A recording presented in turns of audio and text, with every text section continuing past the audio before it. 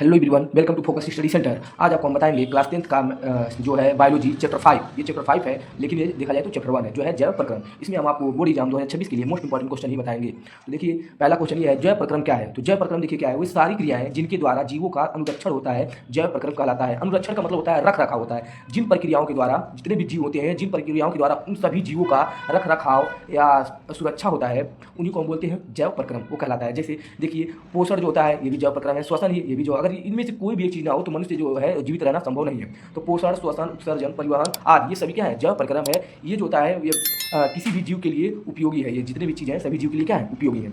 देखिए अगला क्या है, अब मैं आपको ये भी बता दूं, पोषण का मतलब ये होता है कि जब हम किसी चीज को, क्या होता है, किसी चीज को जब हम खाते हैं तो खाने के बाद जो चीज हमारे लिए फायदेमंद होता है उसको बोलते हैं पोषक तत्व। पोषक तत्व, और ये जब खाते हैं तो इस सारी प्रक्रियाओं को हम क्या बोलते हैं, पोषण बोलते हैं। ठीक है ना। दूसरा क्या है, श्वसन, क्योंकि सांस लेना भी तो जरूरी है।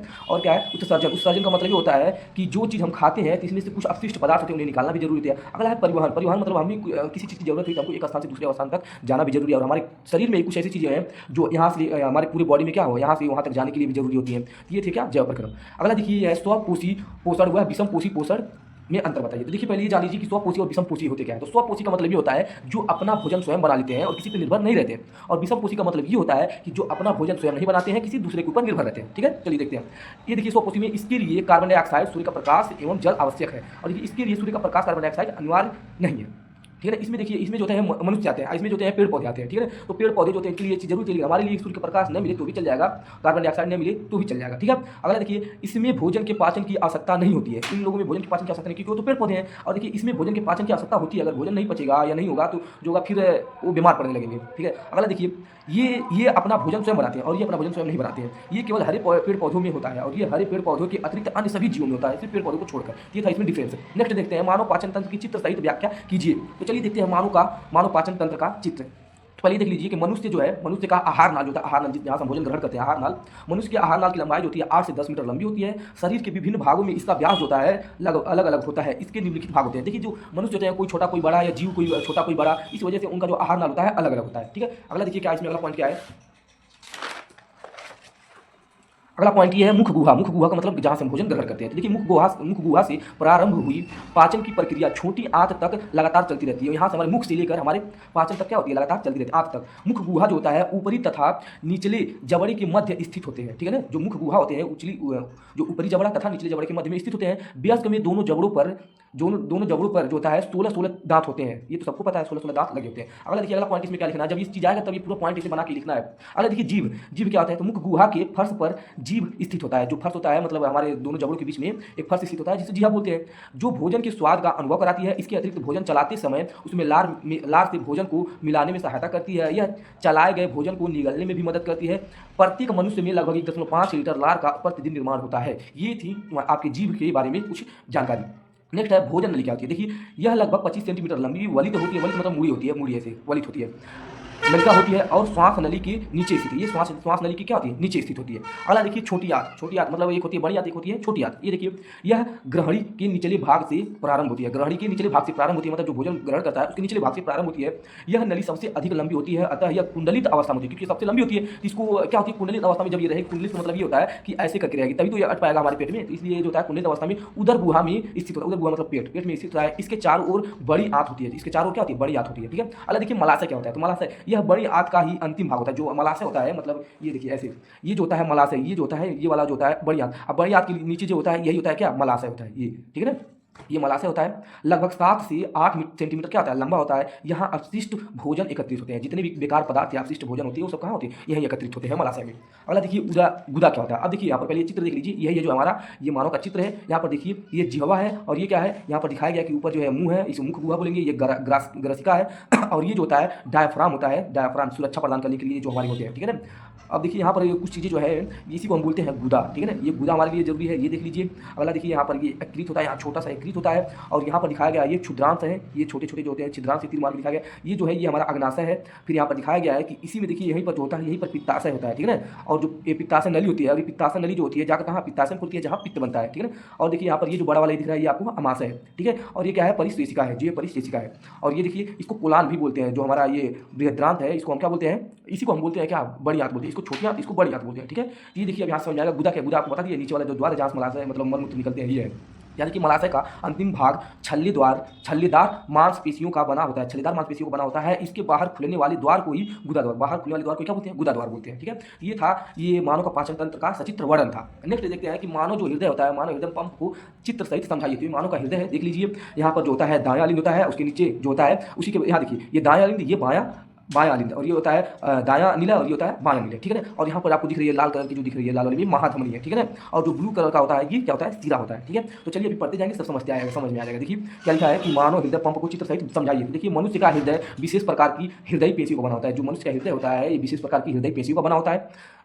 पेशियों से बना खोखला बंद मुट्ठी, ऐसे बंद मुट्ठी जब हम करते हैं तो उसी के मुट्ठी के आकार का लाल रंग का अंग है। यह वक्ष गुहा यानी सीने में, वक्ष गुहा मतलब सीने में दोनों फेफड़ों के बीच स्थित होता है। दोनों फेफड़े जो होते हैं हमारे उसके बीच में स्थित होता है तथा इसका एक सिरा बाईं ओर झुका होता है। बाईं ओर क्या होता है? ये इसका एक सिरा झुका होता है।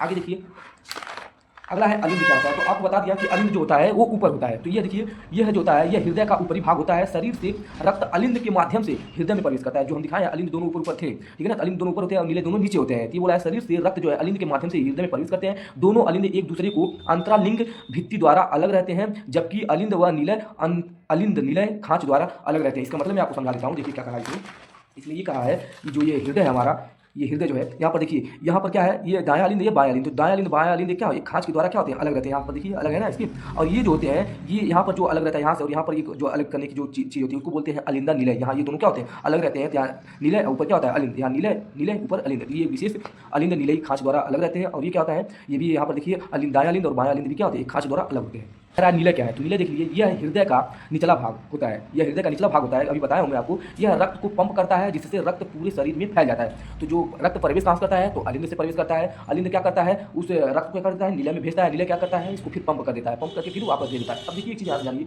कि जो रक्त तो यहाँ से जाता है, अलिंद के माध्यम से जाता तो है, लेकिन क्या होता है? वापस नहीं आ पाता है। ठीक है ना, क्योंकि यहाँ एक विशेष तरह का वाल्व लगा होता है। क्योंकि जानते हैं ना, जैसे हमारा साइकिल का पहिया होता है, इसमें हवा तो भर देते हैं लेकिन वो वापस नहीं आता है। तो वैसे ये जो होता है हमारा रक्त तो अंदर चला जाता है लेकिन वहाँ से वापस फिर नहीं आ पाता है, क्योंकि वहाँ एक वाल्व लगा रहता है। जैसे ये है, और यहाँ से मैंने कहा कि यहाँ पानी कुछ भी डालेंगे तो खुल जाएगा ऐसे, लेकिन जब ऊपर से इसको मारेंगे तो ये बंद रहता है, नहीं खुल पाता है। ठीक है, ऐसे। तो अगर देखिए हृदय के अंदर रक्त का मार्ग कैसे होता है, तो देखिए हृदय के अंदर रक्त का मार्ग कैसे होता है? तो शरीर से शुद्ध रक्त जो होता है महाशिरा के माध्यम से दाहिना अलिंद में प्रवेश करता है। ठीक है ना, जो शरीर से अशुद्ध रक्त जो होता है महाशिरा के माध्यम से दाहिना अलिंद में प्रवेश करता है। दाहिना अलिंद इस अशुद्ध रक्त को दाहिना नीले में छोड़ देता है। यहाँ पर दाहिना अलिंद मान लीजिए है, तो दाहिना नीले के पास क्या करता है? छोड़ देता है। कौन लाता है? महाधमनी उसको लाती है। और ये कैसा होता है? नीले कलर का होता है। ये जो महाशिरा होता है ये नीले कलर का होता है, क्योंकि इसमें कार्बन डाइऑक्साइड मिले होते हैं। और जब ऑक्सीजन मिला होता है उस रक्त में तो वो क्या होता है? वो लाल कलर का होता है। तो नीले कलर वाला कौन होता है? कार्बन डाइऑक्साइड अशुद्ध रक्त होता है। और जो लाल कलर का होता है वो ऑक्सीजन युक्त शुद्ध रक्त होता है। ठीक है, इस अशुद्ध रक्त को दाहिना नीले में छोड़ देता है। दाहिना नीले इस अशुद्ध रक्त को क्या करता है? फुफ्फुस धमनी के माध्यम से फेफड़ा में भेज देता है। पंप करके क्या शुद्ध करके फेफड़ा भेज देता है। रक्त फेफड़े में पहुंचकर शुद्ध हो जाता है। रक्त फेफड़े में पहुंचकर क्या हो जाता है? शुद्ध हो जाता है।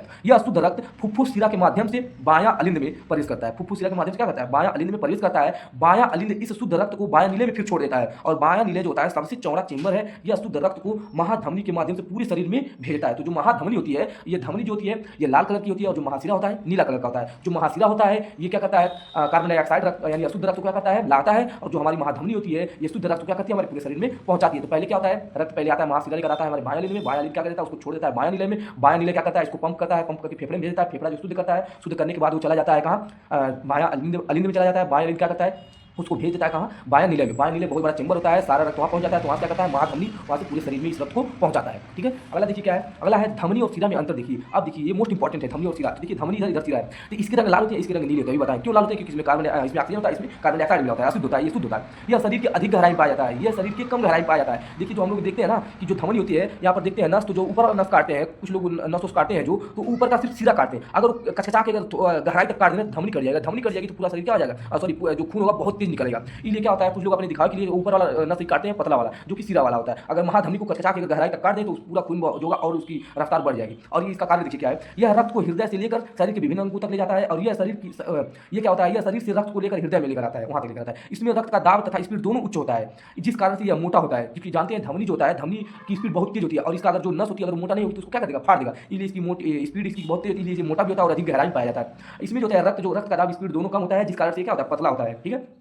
फुफ्फुस धमनी को छोड़कर शेष सभी धमनियों से शुद्ध रक्त बहता है। और धमनी देखिए, इसमें देखिए धमनी सिरा को छोड़कर शेष सभी धमनियों से अशुद्ध रक्त बहता है। ठीक है, अब देखिए यहाँ पर अगला क्वेश्चन क्या है? उत्सर्जन क्या है? मानव उत्सर्जन तंत्र को चित्र सही समझिए। मानव जो है, मानव बोला इसको कह सकते हैं पुरुष है, पुरुष का पार्ट है ये। यहाँ पर देख सकते हैं, यहाँ पर ये वृक्क है, 2 वृक्क है, ये सेम के आकार के होते हैं, ठीक है ना। और यहाँ पर देखिए ये मूत्र वाहिनियाँ है, ठीक है ना, ये मूत्र वाहिनियाँ की नली है और ये मूत्राशय है जहाँ पर मूत्र एकत्र होता है, और ये मूत्र मार्ग है, और ये क्या होता है, यहाँ पर मूत्र रंध्र होता है, छिद्र होता है, यानी कि ये क्या है, उत्सर्जन तंत्र है मानव का। तो देखिए मानव का उत्सर्जन तंत्र शरीर के तरल अपशिष्ट को, तरल होते हैं जो मतलब जो लिक्विड टाइप के होते हैं, को एकत्र करता है और उन्हें बाहर निकालने में मदद करता है। तो देखिए उत्सर्जन तंत्र अंग जो होते हैं मानव उत्सर्जन प्रणाली के अंग में शामिल है। पहला क्या है, जो वृक्क की एक जोड़ी, वृक्क यहाँ पर देखिए वृक्क होते हैं एक जोड़ी, ठीक है ना, इन्हीं को किडनी बोला जाता है, ठीक है ना, वृक्क को किडनी बोला जाता है। मूत्रवाहिनियों की एक जोड़ी, जो मूत्रवाहिनियाँ होती हैं इनकी भी एक जोड़ी होती है, देख लीजिए एक जोड़ी यहाँ पर भी है। फिर आगे देखते हैं,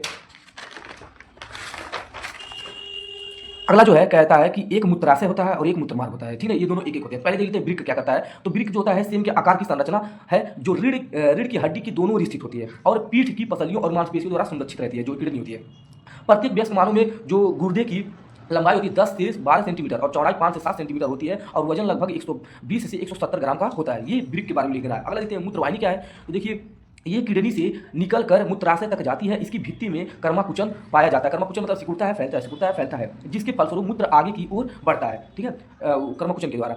अगला देखिए मूत्राशय क्या होता है, जहाँ पर मूत्र क्या होता है, एकत्रित होता है। यह उदर के पिछले भाग में स्थित होता है। मूत्राशय में मूत्रवाहिनियाँ आकर खुलती है, मूत्राशय में मूत्रवाहिनियाँ आकर खुलती हैं, वह इसमें मूत्र को संग्रहित करती है, इकट्ठा करती हैं। अब देखिए मूत्रमार्ग क्या होता है। मूत्रमार्ग का पश्च भाग सकरा होता है, सकरा होकर एक पतली नलिका में परिवर्तित हो जाता है। सकरा होकर क्या होता है, एक पतली नलिका परिवर्तित हो जाता है, जिसे मूत्र मार्ग कहते हैं। ये बातें आपको उत्सर्जन तंत्र के बारे में लिख देना है। अगला देखिए, अगला कहता है क्वेश्चन कि प्रकाश संश्लेषण क्या है। तो देखिए प्रकाश संश्लेषण क्या है, इसके लिए कच्ची सामग्री बताइए। देखिए क्या लिखेंगे, प्रकाश संश्लेषण हरे पेड़ पौधों द्वारा भोजन बनाने की एक विधि है, जिसमें पौधे सूर्य के प्रकाश की उपस्थिति में वायुमंडल से कार्बन डाइऑक्साइड एवं भूमि से खनिज लवण एवं जल ग्रहण कर अपना भोजन बनाते हैं। तो जो होते हैं प्रकाश संश्लेषण ऐसे होता है, ठीक है ना। इसमें क्या क्या होता है अभी मैं आपको बताऊंगा। अभी प्रकाश संश्लेषण की इस प्रक्रिया के लिए आवश्यक पदार्थ जो है निम्न है। तो पहले देखिए ऐसा होने के लिए क्या क्या जरूरत है, पर हरित यानी कि क्लोरोफिल होना चाहिए, कार्बन डाइऑक्साइड होना चाहिए, जल और खनिज लवण होना चाहिए और सूर्य का प्रकाश होना चाहिए। और देखिए ऐसे भी पूछ सकता है कि इसका रासायनिक समीकरण लिखिए। तो रासायनिक समीकरण कैसे लिखेंगे, कार्बन डाइऑक्साइड लिखेंगे और जल, इन दोनों को आपस में जब रिएक्शन कराएंगे सूर्य के प्रकाश की उपस्थिति में, तो ग्लूकोज प्राप्त होगा, फिर जो होगा ऑक्सीजन प्राप्त होगा और जल प्राप्त होगा। यहाँ पर कार्बन डाइऑक्साइड को बैलेंस करने के लिए 6 अणु लेने हैं और जो कार्बन डाइऑक्साइड के 6 अणु और जल के 12 अणु लेना है, तो हमको एक ग्लूकोज का अणु प्राप्त होगा और 6 ऑक्सीजन प्राप्त होंगे और 6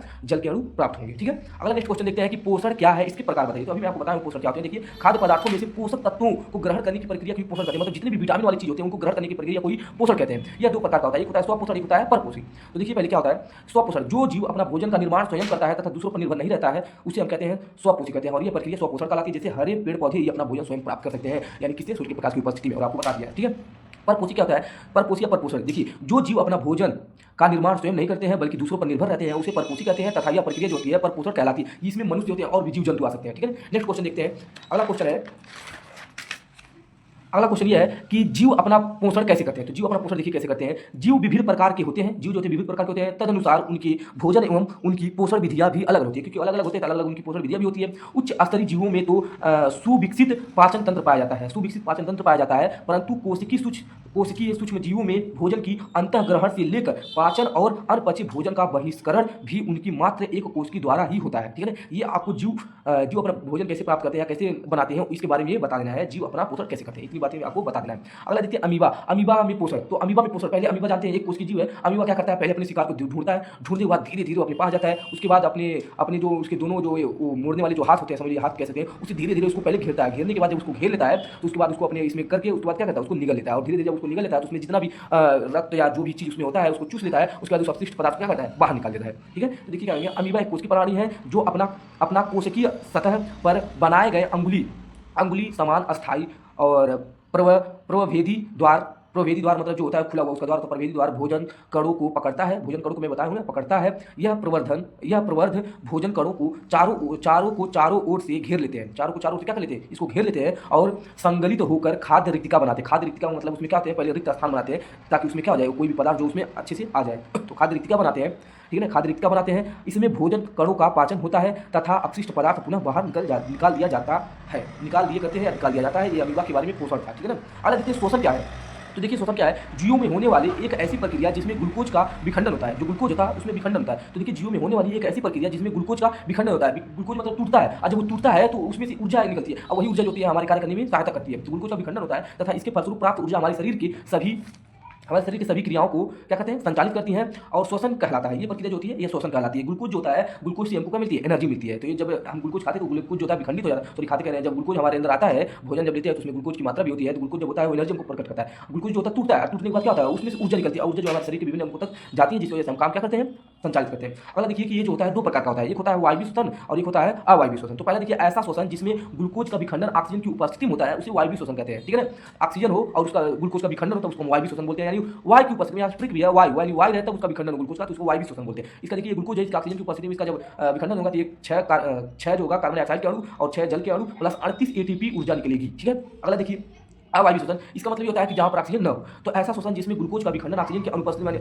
ऑक्सीजन वहां न हो होता है उसे अवायवीय श्वसन कहते हैं। जैसे यहाँ पर मैंने ले लिया ग्लूकोज और ग्लूकोज के मैंने यहाँ पर दिया है ऑक्सीजन अनुपस्थित है, तब यहाँ क्या बनता है, दो जो बनता है इथाइल अल्कोहल के अणु बनते हैं और कार्बन डाइऑक्साइड के 2 अणु बनते हैं और इसके 3 एटीपी ऊर्जा निकलती है। यहाँ पर 6 दिख रहा था आपको, 6 अणु प्राप्त हो रहे थे, यहाँ 2 अणु प्राप्त हो रहे, 38 एटीपी ऊर्जा मिल रही थी, यहाँ से 3 एटीपी ऊर्जा मिली थी। अगला देखिए कह रहा है कि भोजन के पाचन में लार की क्या भूमिका है। तो देखिए जो लार की भूमिका क्या है, तो आप जानते हैं कि लार जो होता है बहुत ही अच्छा चीज़ है। पहले मैं आपको ये बता देता हूँ कि लार जो होता है, आप देखते हैं छोटे बच्चे जब वो देखते हैं कि वो जब जमीन पे चलते रहते हैं तो अपना हाथ गंदा कर लेते हैं, उसमें पता है कितने बैक्टीरिया क्या क्या लग जाते हैं, तो अपना हाथ उसे मुंह में डाल लेते हैं और उनको देखिए बचपन में बच्चों को बहुत ज़्यादा लार टपकता है, चूता है। तो ये कारण ये होता है कि जब वो अपना गंदा हाथ मुंह में डाल लेते हैं तो लार में एक अच्छी तरह की जो बैक्टीरिया होते हैं कह सकते हैं, वो उन कीटाणुओं को या बैक्टीरिया को मारने में मदद करते हैं। इसलिए जो होता है जो भी चीज़ है उसमें लार में वो क्या करता है, उन सभी चीज़ों को क्या करते हैं, नष्ट कर देता है। तो लार पहला काम ये करता है। दूसरा काम ये करता है, जब हम भोजन करते हैं या भोजन खाते हैं तो देखते हैं कि जो भोजन होता है भोजन में लार मिलता है, तो जो हमारा जीव है उसमें लार को मिलाता है। ये लार जब मिल जाते हैं उस भोजन में तो क्या अच्छी तरह से पचने भी लगता है, ठीक है। तो अब देखिए क्या है, जो भोजन हम खाते हैं उस भोजन को एक प्रक्रम से गुजरना होता है जिससे वह छोटे छोटे कणों में बदल जाता है। इसे हम दांतों से चबाकर पूरा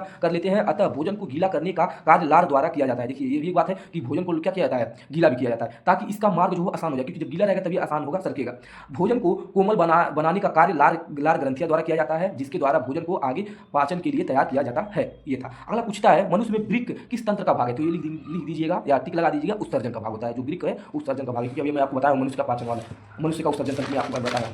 अगला क्वेश्चन देखिए क्या है, अगला क्वेश्चन ये कहता है कि पौधों में रंध्र की क्या कार्य है, ये भी इंपॉर्टेंट है। देखिए इन रंध्रों के द्वारा पौधे वायुमंडल से गैसों का आदान प्रदान करते हैं। जो छोटे छोटे पत्तों में जो रंध्र होते हैं आर पार, उसमें क्या होते हैं, वायुमंडल से जो गैसों का आदान प्रदान करते हैं, वे प्रकाश संश्लेषण के लिए तथा श्वसन क्रिया के लिए वायुमंडल से कार्बन डाइऑक्साइड तथा ऑक्सीजन ग्रहण करते हैं। प्रकाश संश्लेषण द्वारा उत्पन्न हुई कार्बन डाइऑक्साइड को वायुमंडल में छोड़ देते हैं। प्रकाश संश्लेषण के द्वारा क्या होते हैं, उत्पन्न हुई जो कार्बन डाइऑक्साइड होती है उसको वायुमंडल में फिर छोड़ने का भी काम करते हैं। यह है उनमें रंध्र का कार्य। अगला देखिए क्या है, मानव शरीर में रक्त परिसंचरण कैसे होता है। तो देखिए रक्त का परिसंचरण, ये तो पीछे भी पढ़ चुके हैं लेकिन बार देख लीजिए। मानव शरीर में रक्त परिसंचरण एक निरंतर चक्र है, जहां हृदय रक्त को फेफड़ों यानी ऑक्सीजन के लिए और फिर पूरे शरीर यानी कि पोषक तत्व ऑक्सीजन पहुंचाने में, ये क्वेश्चन में लिखा गया है। तो यहाँ पर देखिए मानव शरीर में रक्त जो होता है, रक्त परिसंचरण एक निरंतर चक्र होता है, जहां हृदय जो होता है रक्त को फेफड़ों उसमें ऑक्सीजन होता है और फिर उसे पूरे शरीर में पंप करता है और ऑक्सीजन रहित रक्त को वापस जो होता है वापस हृदय में क्या करता है, लाता है, जो धमनियों यानी हृदय से दूर और सिराओं के नेटवर्क के जरिए होता है, जिससे ऑक्सीजन पोषक तत्व हार्मोन कोशिकाओं तक पहुंचाते हैं और कार्बन डाइऑक्साइड और अपशिष्ट को बाहर निकालते हैं। तो ये रक्त परिसंचरण तंत्र का काम होता है।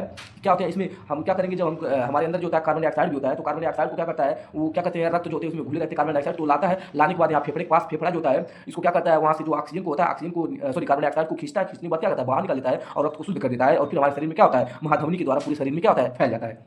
अगला देखिए मृत जीव पोषण क्या है, उदाहरण से समझाइए। तो देखिए वैसे जीव जो अपना भोजन मरे या सड़े गले जीव से प्राप्त करते हैं उसे मृत जीवी पोषण कहते हैं। जैसे कवक हो गया, जीवाणु हो गया, बैक्टीरिया हो गया, प्रोटोजोआ हो गया, देखते हैं ना, जो चीज मर जाती है उस पर जाकर ये लोग क्या हो जाते हैं, हावी हो जाते हैं।